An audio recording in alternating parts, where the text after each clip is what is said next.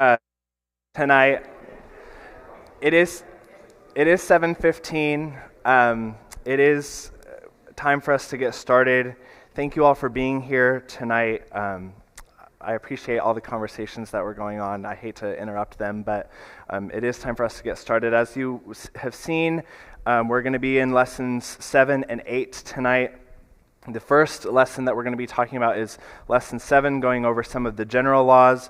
I just want to spend a few minutes at the beginning of this class talking about the idea of justice and how that idea presents itself in the old law, in the Mosaic law. But before we get started, just a couple of housekeeping things. I did want to mention the fact that we're going to be covering 2 lessons tonight, and then we're going to be covering 2 lessons next week, and then we will have another lesson. Then we will have a break to hear from Ryan about his trip to India. I'm looking forward to that. And so we'll kind of be covering quite a bit of ground tonight. Tonight will be a lot of talk about justice, lex talionis, the law of retaliation. Many of you are probably familiar with that idea, or you saw it in the reading. So let's go ahead and get started with a word of prayer, and then we'll get into the material for tonight. Father, we are thankful to be before you. We are thankful to be with our brothers and sisters. We are mindful at this time, Father, of many who are heartbroken. We are upset by the passing of our brother Bill, but we are thankful for the hope of the resurrection and the hope of heaven. We're thankful for this family and that we can lean on one another, and we pray that we be all the support we can to the Allens and Bozemans and Kelseys in these coming weeks. Thank you for bringing us together tonight to worship you and learn more about your word, and help us to learn all the lessons that we can from the text at hand. And it's in your Son's name we pray. Amen. So as I mentioned last week we talked about spiritual laws. We've talked a lot the past couple weeks about the tabernacle and concepts like holiness and purity and things like that. Tonight we're going to be mainly talking about this idea of justice that's covered in lesson number 7, but just kind of to give a little bit of an overview of the law. There are a lot of details that we could get into. As I've mentioned, if you're interested in a more detailed view of the law, then I have resources I'd be happy to share with you on that. But this idea of lex talionis, I'm just curious, raise your hand if you've heard of lex talionis, or just heard that specific phrase. So that phrase is just a Latin phrase that means the law of retaliation. Lex, you can see law, and then talion, you can kind of see retaliation, same root as retaliation. Anyway, this idea of an eye for an eye and a tooth for a tooth, right? That's something that comes up over and over again throughout the law. And when you think about our sense of justice, right? We all kind of have a sense of justice in us, right? Even worldly people whose morals I would completely disagree with have an idea of this is what justice looks like. This is whether or not justice has been served. We have our justice system where if you do certain things, you go to prison for a certain amount of time, or sometimes the death penalty is on the table. And we get into all sorts of conversations about justice. And with that being said, I do want to kind of start out by saying, just by nature, justice can be talking about justice can be a really kind of contentious, kind of inflammatory topic. For the sake of tonight, we are talking about Mosaic law, so I'm wanting to stay there. This isn't about the American justice system or anything like that. So we are going to stay pretty focused on, this isn't about Texas law, this isn't about U.S. law. I'm not a lawyer. So we are going to stay focused on what just the law of Moses. But I will be using some examples of certain things, maybe what this might look like today. So what are some examples, if you, going through the reading and what we've read in Exodus and Leviticus so far in our congregational Bible reading, what are some examples of this language of an eye for an eye, a tooth for a tooth? Sometimes you even see fracture for fracture that we've seen so far in the reading. Troy? Okay, if you take a life, your life will be taken. That's a very kind of clear example, Stu. Exodus 21 has a whole list of things. Something happens to your slaves, you must release them. The eye for eye, tooth for tooth type of thing. Exactly. Yeah, there's a lot of passages that have several different examples kind of at the same time. With slavery, is a big example of kind of how you treat slaves versus how you will be treated. What else? Bud? In the nature, it's not an escalation. It's not, oh, you lost your eye, you can now, ramp up the retaliation. There's an equality. In some cases, obviously, it's not that someone died. The death penalty is still the appropriate, but there's still an equality in retribution to what was done. Exactly. There is a limiting nature of this idea of lex talionis, or an eye for an eye. That's a great point. That's something I hadn't thought about for a long time. But if you think about one example would be kind of applying this to the modern world. If someone breaks into your house and is just is wanting to steal things, obviously, is that a violation of privacy? Yes. Is that illegal? Yes. But if you kill someone over trying to steal physical items, that's an escalation, right? Or, for example, if we were getting in a fight, which I'm not really a fighter, but if we were getting in a fight and you stepped on my toes or something like that, and I break your jaw, that's not an eye for an eye, right? That's an escalation of the conflict there, right? Are there any other examples, specific examples that anyone wanted to point out? Thinking about these things, we do have some. Oh, Joanna, yeah. Well, they had to repay, like if they killed an animal of a neighbor, they had to repay the animal. But this is the first time in human history where the responsible party had to be the person who was punished for the crime. Because in all societies prior to this one, if you were rich enough and you committed a crime, you just sacrificed a slave or a child to pay your penalty, to go to prison for you, or take the death penalty for you. So this is the first time in codified law in human history where the responsible individual is held accountable. Exactly. That's a great point, too. We talk a lot, again, not to get into the weeds about the American justice system and things like that, but we do talk a lot in today's society. We talk when we talk about things like the justice system or the idea of justice.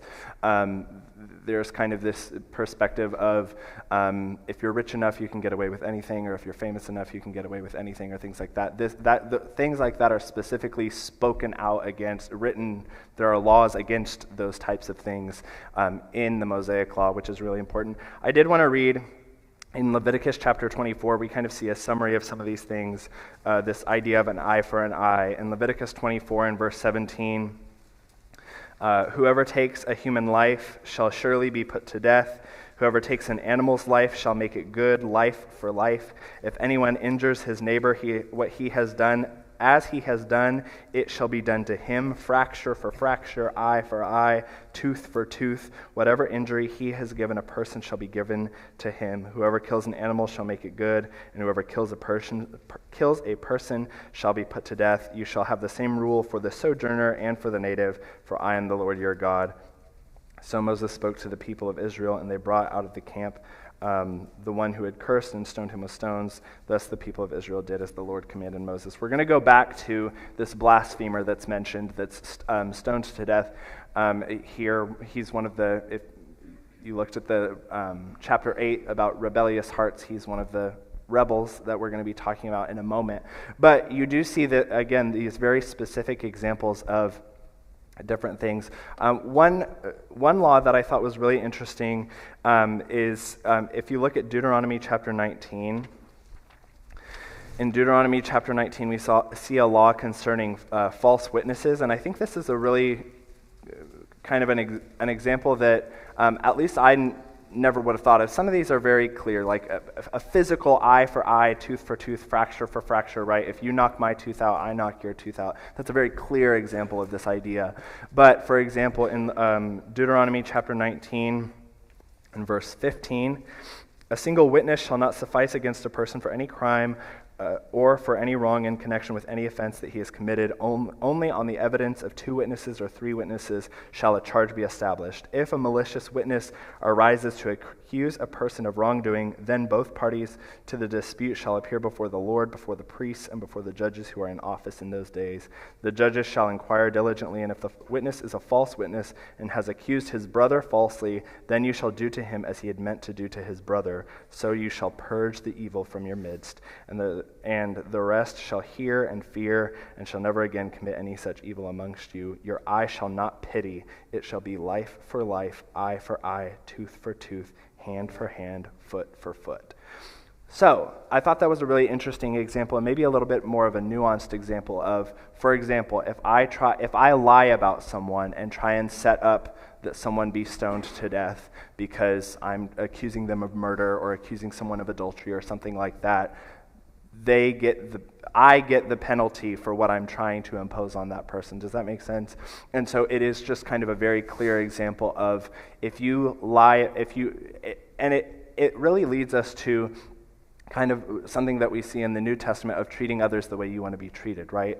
Think about if this were applied today, if you lied about someone. For example, if someone lied about you, or if you lied about one of your coworkers to try and get them fired, and this probably happens sometimes, but if you lie about your coworker trying to get them fired, you get fired because you tried to get somebody else fired, right? That makes sense, right? We all have, again, I think God created us with this kind of inherent sense of justice of, I want done to that person what that person did to me. Now, obviously, there are limits, and obviously Jesus teaches on things like this, but I think we can all kind of understand that equality and that justice and that eye for eye nature of these things. Kyle? I would love to hear your thoughts on this. As I read this passage, I also kind of think this shows how what God is giving is not a system of vigilante justice, but that there's a process through which the guilt of someone is established through a witness's testimony, and then God provides the penalty that is this system of retribution that you're referring to. It's not that I just can go and hurt someone because I felt like they hurt me, sort of. Exactly. That's a great point, and that's something I actually had meant to touch on and was going to touch on at some point, is that this idea of vigilante justice, right? You hear, I mean, how many movies and books and TV shows are kind of based on this idea of like, someone's wronged me, something has done something to my family, or my ancestors, or you've disgraced me in some way, or you looked at my wife this way, or something like that, and so we're just going, sometimes people will use the phrase like scorched earth, right? We're going to end this. But going back to what Bud was saying earlier, that kind of escalation, I don't know why I can't say that word, but that escalation of but not only the escalation, but also, like you're saying, taking it into your own hands, where you do see this idea of not only is there a limit, like kind of an upper limit of you only, yes, you get to do whatever that person has done to you to an extent, again, before God, going through this due process, right, if you want to call it that. But again, there is kind of this due process. And actually, when we get into some specific examples, we're going to see how there are a couple of instances of people waiting for God to rule in a certain, it's like, oh, we've never seen this situation before. This person clearly did something wrong. God, what would you have us to do? And God intervenes and kind of acts as the adjudicator in that sense and says, this is what I want you to do to this person. Yes? I was just thinking, the Lord dealt with this in the Sermon on the Mount, Matthew chapter 5, right? And so the Jews had turned this eye for an eye and tooth for a tooth into personal vengeance and retaliation, but the Lord corrects that. This is about correct judgment. We're not to retaliate, and then he goes and uses those illustrations. If somebody hits you, turn the cheek, or go the extra mile. Those are illustrations of not taking personal vengeance like they were doing. So it ties into what everybody else is saying. Exactly, right. Thinking about that idea, like we see in the teachings of Jesus, some people kind of paint Jesus to be this almost like a doormat of never retaliate to anyone, never do anything, don't stand up for yourself, kind of like extreme in an extreme way. But he does. It's true that in the teachings of Jesus, we do see obviously he says things like, I didn't come to bring peace but a sword. He does talk about standing up for the truth, standing up for the gospel, but in the sense of, again, personal vengeance, he's very clear on turning the other cheek, going the extra mile, and things like that we talk about today. And even it's interesting because, we use those almost idiomatically, where we just kind of say we'll be giving someone advice and say, oh, you just need to turn the other cheek, or just kind of deal with it and things like that. But that is, again, this is all about kind of finding that balance of God's definition of justice, and we have this desire for justice, but also not going to extremes. Stephen? When I was reading that, it seemed like there's a lot of ways to die. There's a lot of death penalty. I'm thinking in terms of, cursing your parents or perversions, sexually, in other ways that, you're put to death. And I kept thinking to myself, it would be on the people to put these people to death. God didn't strike them dead. You would have to go execute that justice, and you'd have to be willing to do what he asked you to do. And killing them, they didn't kill someone, but they cursed their parents, and God establishes that is worthy of death. So you'd have to do. I was just thinking, man, that'd be really hard.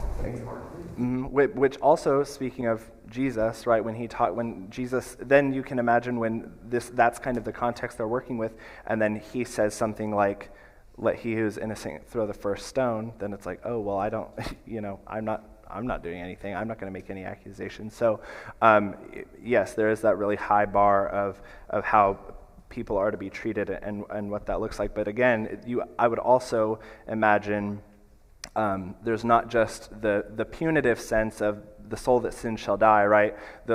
You are deserving of whatever punishment that God has laid out, but also in the sense of if I see someone do something and I have to be one of the people in the crowd and I have to throw a rock at that person until they're dead, that's going to really make me not want to do those things, right? And so you kind of, by having to be the person involved in the group enacting the justice, then that would really be a massive deterrent to not want to do those things that would bring on the death penalty, right? So we have false witnesses, treatment of the oppressed, foreigners, and slaves. That's something that's really interesting too. If you notice time and time again throughout the reading how God refers back to their time in Egypt, right? Where he says, you treat your slaves this way because you remember how it was to be abused as slaves when you were in the land of Egypt. Or you treat the foreigners and the oppressed among you a certain way because you remember what it was like to be a foreigner in the land of Egypt. But again, going back to that idea of treating others the way you want to be treated, I know what it's like. They would have known what it was like to be a slave, to be a foreigner, to be oppressed, all of these things. And so that would change your view of how you treat all of those people. We've talked about this, the limited nature of lex talionis, so no more, no less. We don't get to escalate things. We don't get this sense of vigilante justice where we just get to go do whatever we want because we're angry or because we've been wronged. We've also talked about this, how it relates to the golden rule and the teachings of Jesus. It is just fascinating, I think, to see. That could be a whole other study of just comparing the Mosaic Law to the teaching of Jesus. We know Jesus came he came to fulfill the law, right? He came to bear the punishment, to bear the weight of our sins, right? But just kind of thinking about that. And I was thinking about, as we were singing just now, that's one of my favorite lines in a hymn when we sang, "For God the just is satisfied to look on him and pardon me," right? And so we're talking about these punishments that can maybe seem extreme, obviously very different than how the world today is, the laws that we have today, but the fact that we are guilty, we are sinners, we deserve what Christ went through, and yet he took that on so that we could have a hope of that reconciliation back to God. Bud? Was not, first delivered by Christ, in the New Testament. Leviticus 18, really starting at 17. You shall not hate your brother in your heart. You shall surely rebuke your neighbor and not bear sin because of him. You shall not take vengeance or bear any grudge against the children of your people, but you shall love your neighbor as yourself. I am the Lord. So, that's in the Mosaic. Time for it's been around. They should have known about. Exactly. That shouldn't have been a surprise, right? That this idea of loving, and we know that the whole law is kind of summarized by love the Lord your God with all your heart, soul, mind, and strength, and then love your neighbor as yourself. And that's really, we could take, if you wanted to kind of do a exercise, you could take all these different laws and kind of divide them into those two camps. That really kind of covers everything. All the laws that we've seen. So I do want to go ahead and get into some examples of these rebellious hearts, these people who have rebelled. If you'll turn to Leviticus 10, I know we talked about this on Sunday, so we won't spend too much time with Nadab and Abihu, but if someone had to give me a rundown, like 30 seconds or so, about what happens with Nadab and Abihu, what did they do wrong, what ends up happening to them, what would you say? JD? My dad said they sinned and they died for it. Okay, they sinned and they died, right? So they, I'm going to go through, with each one of these, we're going to have the crime, the punishment, and then some general lessons to be learned from these people. So number one, with Nadab and Abihu, they're offering unauthorized fire. Their punishment is that they're struck down by God himself. But then some of the lessons that we would learn from that is respecting and revering God, the seriousness of priestly duties, the fallibility of human priests. That's something that we would have seen that we talked about on Sunday in Hebrews 4 and 5. But then the issue of scriptural authority. Sometimes we talk a lot about scriptural authority, biblical authority, and there's some specific topics that we talk about when we talk about scriptural authority, and that has really heavy and really wide implications. But some people in maybe the Christian world might look at how much we talk about authority or the way we talk about authority and think, oh, well, you're lying, you're drawing lines where you're maybe binding where the Bible has not bound or loosing where the Bible has not loosed. That's actually the opposite of really the whole point of talking about biblical authority, is making sure we are binding everywhere that the Bible has bound, and speaking where the Bible speaks and being silent where the Bible is silent, right? And so just that whole issue of, was God serious when he talked about the rules of the tabernacle and the rules of the priests? And was God serious when he said he cared where the fire came from and the way the fire was offered and the way the animals were slaughtered and all these things? Obviously he was. Obviously that wasn't just a frivolous extra rule that he decided to make up for fun. Obviously this was something that goes back to the very nature of who he is and how he demands to be treated as the creator of the universe, right? So that kind of again, one thing I want us to think about as we kind of tie the concept of justice and the Mosaic Law to some of these stories is kind of think about it as kind of recalibrating our moral compass. And what I mean by that is what infuriates God, what infuriates me. Think of the maddest you've been recently. Think of what you see in the world that makes you angry. And then think about some of the things we're going to be talking about with how God is treated, how God is blasphemed, when the name of the Lord is used in vain. That it can be really easy to be really calloused to some of those things in the world we live in. And yet you see God, you will respect my name, you will respect my laws, you will respect my word, you will respect who I am. And so just kind of thinking about our sense of justice, and it can be really easy to kind of have that attitude like Kyle was talking about, where I'm just going to take care of this myself and I'm just going to kind of go rogue and do what I need to do. And again, we like seeing that in movies and books, and we like that feeling of fulfillment of like, oh yeah, we got the bad guy in the end and things like that. But thinking about stories like this where it's like, oh, like they just... It can be easy to kind of have the attitude of, oh, well, that, maybe that's, to us that seems extreme or that seems like dramatic or something like that. But obviously it's not. Obviously this is God is perfectly just, and so we see his perfect justice enacted in these stories, like with Nadab and Abihu. One that, going back to Leviticus 24, we see a blasphemer, and we'll just read a few verses about what he does in Leviticus 24. This is right before the eye for an eye passage that we just read. Leviticus 24 and verse 10.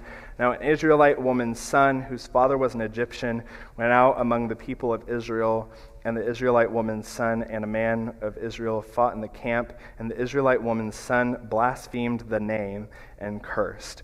When they brought him to then they brought him to Moses. His mother's name was Shelemith, the daughter of Dibri of the tribe of Dan, and they put him in custody until the will of the Lord should be clear to them. Then the Lord spoke to Moses, saying, "Bring out of the camp the one who cursed, and let all who heard him lay their hands on his head, and let all the congregation stone him. And speak to the people of Israel, saying, Whoever curses his God shall bear his sin. Whoever blasphemes the name of the Lord shall surely be put to death. All the congregation shall stone him, the sojourner as well as the native, when he blasphemes the name, shall be put to death." So, what's the crime?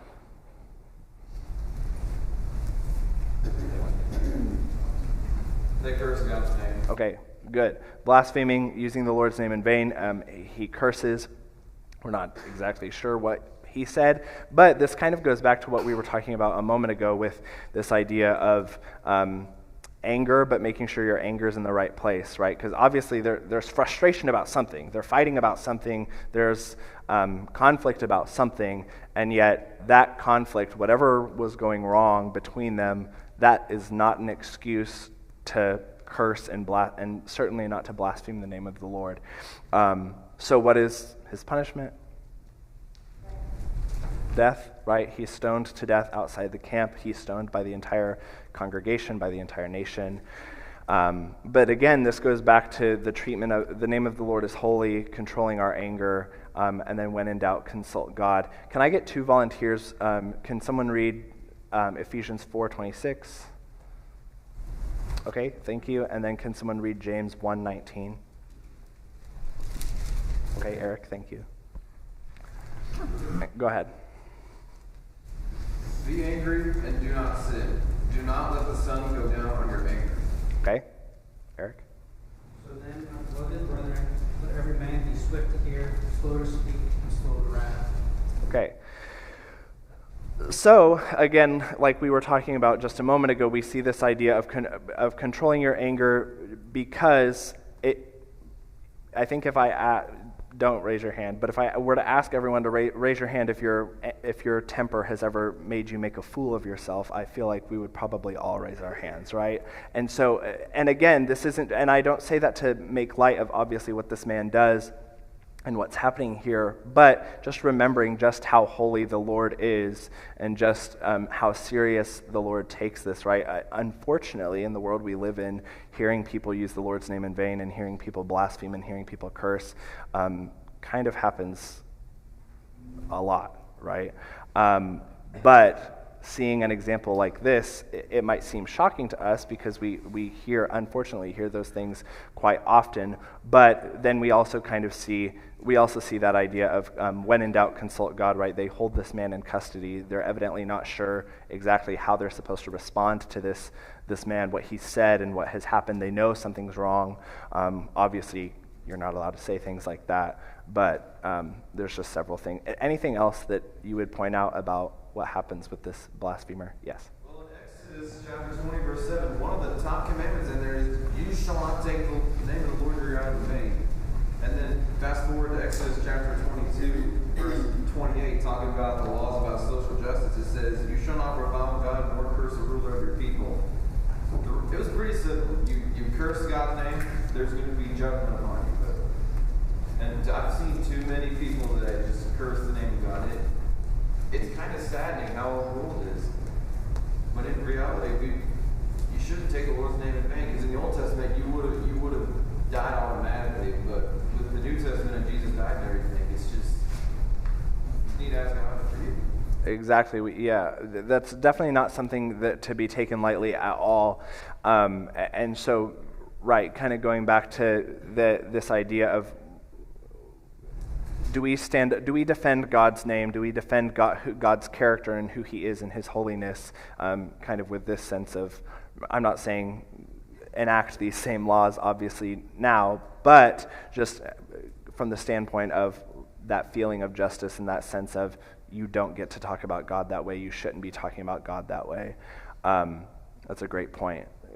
Case number 3 that we have is in Numbers 12 with Miriam and Aaron. This is kind of a more popular story. What happens can someone give me a summary of what happens with Miriam and Aaron? They tried to usurp Moses. Okay, they try to usurp Moses' authority. What is, how does this connect to maybe some of the things that we've been talking about tonight, or some other laws that we've seen?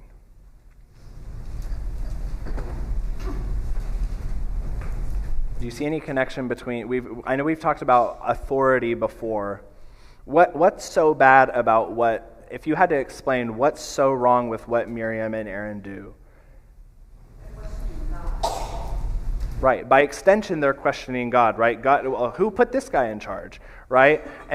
But we know from lesson 1, who put Moses in charge? God did, right? And what's even ironic about this is Moses didn't want to be in charge, right? But he is in charge. He's chosen by God for a reason, and so there's this rebellion against authority. In Numbers chapter 12, we see this, him going back. Miriam and Aaron are opposing Moses. Obviously, they're questioning, by extension, they're questioning God. In verse 1, Miriam and Aaron spoke against Moses because of the Cushite woman whom he had married, for he had married a Cushite woman. And they said, Has the Lord indeed spoken only through Moses? Has he not spoken through us also? And the Lord heard it. Now the man, Moses, was very meek, more than all the people who were on the face of the earth. And suddenly the Lord said to Moses and to Aaron and to Miriam, Come out, you 3, to the tent of meeting. And the 3 of them came out. And the Lord came down in a pillar of cloud and stood at the entrance of the tent and called Aaron and Miriam. And they both came forward. And he said, Hear my words. If there is a prophet among you, if I, the Lord, make known to him a vision, I speak with him in a dream. Not so with my servant Moses. He is faithful in all my house. With him I speak mouth to mouth clearly and not in riddles, and he beholds the form of the Lord. Why then were you not afraid to speak against my servant Moses? And the anger of the Lord was kindled against them, and he departed. So, imagine you and your siblings getting called to be in front of God, and he comes down and specifically tells you what you should have been too scared to say what you just said. And then he walks away. Right. There's just so many things throughout this class that we've seen via the scriptures that I think would be so incredible to see in real life. And it all just kind of stems back from who he married, right? You would think if God had an issue we've seen God have an issue with Moses before. We know God's going to have issues with Moses again. So if there was something wrong with who Moses married, Moses would know that. I would imagine God would have made that very clear to him. And so for Miriam and Aaron to kind of, and this almost goes back to false accusation. They're not, they're just kind of grasping at straws. I don't know exactly what their motivation was likely jealousy and several other things, but just kind of thinking about questioning God's authority in general. But their punishment is that they're chastised directly by God, and then Miriam is given leprosy. We know that she's given leprosy in the following verses. But what's interesting is not only did we just read in verse 3, now the man Moses was very meek, more meek than all the people who were on the face of the earth, but then down in verse 13, when after Miriam is struck with leprosy, Moses cried to the Lord, "O God, please heal her, please." But the Lord said to Moses, "If her father had but spit in her face, should she not be ashamed 7 days? Let her be shut outside the camp 7 days, and after that she may be brought in again." So Miriam was shut outside the camp 7 days, and the people did not set out on the march till Miriam was brought in again. So they're camped in the wilderness. But these are obviously very, very strong words from God himself about what is happening here with Miriam. Some lessons some conclusions that we can draw from this is obviously the unique relationship that God had with Moses. We see him talking about how good Moses' heart was, how evidently good of a leader. Obviously Moses has his weaknesses, but just how good of a leader Moses was, how good of a man Moses was. You see Moses' heart compared to Aaron and Miriam's. God essentially says, Aaron and Miriam, you don't have a leg to stand on, because I chose Moses for a reason. Yes, he has his faults. Yes, he had his shortcomings. Yes, he was hesitant to take the job, right? But, and Aaron had his role, obviously, as the high priest, but obviously God really shuts this down fast. Just moving on so that we can get to Korah at the end, we have the Sabbath breaker in Numbers 15. In Numbers 15, this is a really short passage, but in Numbers 15 and verse 32, while the people of Israel were in the wilderness, they found a man gathering sticks on the Sabbath day, and those who found him gathering sticks brought him to Moses and Aaron and to all the congregation. They put him in custody because it had not been made clear what should be done to him. And the Lord said to Moses, "The man shall be put to death. All the congregation shall stone him with stones outside the camp." And all the congregation brought him outside the camp and stoned him to death with stones, as the Lord commanded Moses. But that's the story. That's what happens. And this, I'm sure, the bells are ringing, and we know that this is very similar to the other story that we read about the blasphemer just a moment ago. But look where the text goes from there. In verse 37, the Lord said to Moses, "Speak to the people of Israel and tell them to make tassels to put on the corners of their garments throughout their generation, and to put a cord of blue on the tassel of each corner, and it shall be a tassel for you to look at and remember all the commandments of the Lord, to do them, and to not follow after your own heart and your own eyes, which you are inclined to whore after. So you shall remember and do all my commandments, and be holy to your God. I am the Lord your God, who brought you out of the land of Egypt to be your God. I am the Lord your God." So, it's interesting to me that that's kind of where sometimes, when we're reading these texts, it'll say one law and then it'll kind of jump to another law, and sometimes it just kind of seems like one thing after the other and the text kind of moves on pretty quickly. But I think it's interesting and important to point out that these tassels, these reminders, are mentioned right after this man is breaking the Sabbath, because evidently, I don't know if he forgot that it was the Sabbath. I would imagine not. He appears to have deliberately, he would have known it was the Sabbath, whether he chose to forget that or forgot it out of laziness or just didn't think the Sabbath was that big of a deal. Obviously, God thinks it's a big deal. Obviously, God deserves to be revered. Obviously, this is an affront to God himself. So he's collecting sticks on the Sabbath, and then we see that punishment again, that he's stoned to death outside the Sabbath. But what conclusions do you draw from the stories we've talked about so far, specifically the Sabbath breaker? Why do you think this is included? Specifically this one and the blasphemer, because they're so short, but Tim and then JD. It's important because he's developing a culture of the way that they're supposed to live. And culture is important because, you can look around, you didn't want to talk about current culture, but cultures value certain things, and you can see what's valuable by the punishments that are given out based on those things. And he's showing that this is important, just like in the other cases of blaspheming and taking the Lord's name in vain, and even putting, like Miriam and Aaron, when they were sidestepping God and, he's not good enough, right? That's that affront to God, like you said, right? But God is building a culture for these people, and he has to do that by the punishments and he's placing value on life. That's even more so, a life for a life. So that's like even more valuable than anything else, because we're made in the image of him. So I think that's the whole point of it. Exactly. That's a great point too, kind of comparing it to our culture where, we'll hear people do certain things and then they only go to prison for a couple years, or they only get a fine or something like that. And again, we kind of have this inner sense of justice of, they should have gone to prison longer, or they should have gotten the death penalty for that, or whatever the situation may be.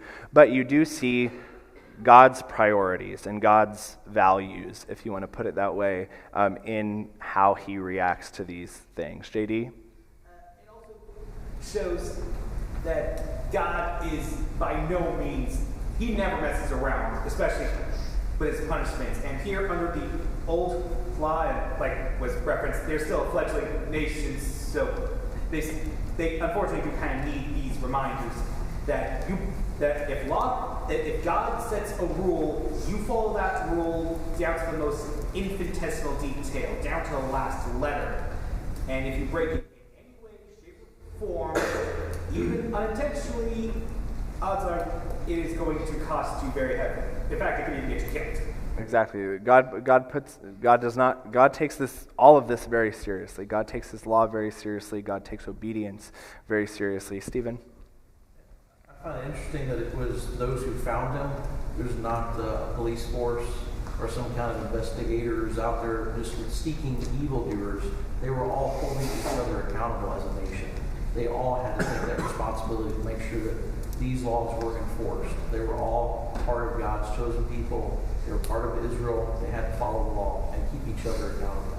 Exactly. That's a great point. Going back to kind of everyone enforcing the death penalty when that's the case, right, is not only would that have been a deterrent, but it's also, that is loving your neighbor as yourself too, right, where you keep me in check and I keep you in check, right?